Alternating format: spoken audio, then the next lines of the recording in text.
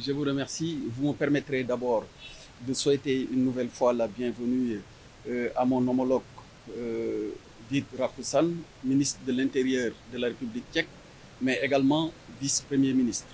Nous avons effectivement eu des échanges très fructueux dans des axes de coopération qui intéressent nos deux ministères.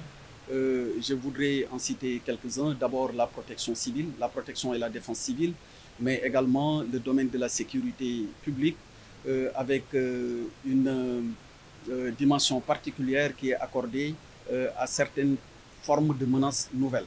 C'est ainsi que nous avons eu à beaucoup échanger sur les opportunités qui s'offrent à nos deux polices pour travailler sur le domaine de la cybersécurité, mais également sur le domaine de la cybercriminalité.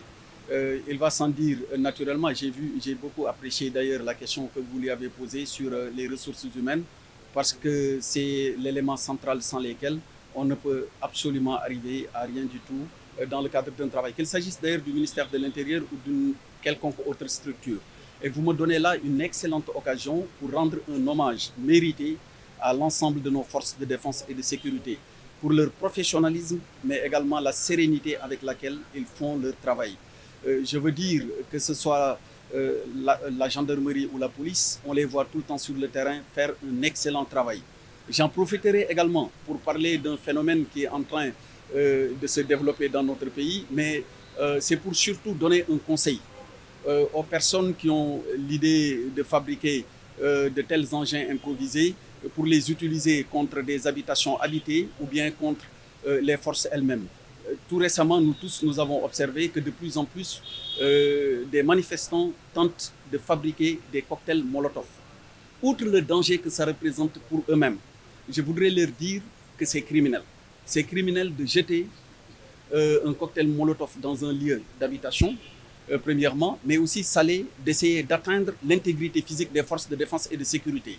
Peut-être qu'ils ne sont pas au courant, mais je dois leur dire qu'en matière de maintien de l'ordre, l'usage de la force est proportionnel et gradué. Et on ne voudrait certainement pas en arriver à certaines situations parce que le rôle de l'État est avant tout d'assurer la protection des personnes et des biens. Et les forces l'ont tellement bien compris que c'est avec sérénité, professionnalisme qu'elles traitent toujours les personnes qui se mettent en marge de la loi lorsque l'ordre public est troublé. Nous sommes dans un pays démocratique avec une longue tradition de pratiques qui vont dans le même sens, de sorte que les manifestations, elles doivent être autorisées, elles le seront parce qu'il n'y a aucun risque de trouble à l'ordre public, elles seront encadrées, mais quand même, il faut en toute chose savoir, disons, les limites à ne pas franchir. Parce que si vous utilisez un instrument qui peut atteindre la vie de forces de l'ordre, ça peut être quelque part dangereux lorsque la réaction appropriée est appliquée. Or, le rôle de l'État, ce n'est pas de faire mal, mais le rôle de l'État, encore une fois, c'est de protéger. Donc, je voudrais en appeler à la responsabilité des uns et des autres, mais surtout à l'attention de ceux qui ne connaissent pas. Leur dire que manipuler des cocktails Molotov peut être dangereux pour eux, mais du point de vue d'ailleurs de leur intégrité physique, mais également peut être dangereux pour les autres. Et on ne voudrait surtout pas arriver à des niveaux où les forces seront amenées à utiliser des moyens qui ne sont pas souhaitables, disons-le comme ça.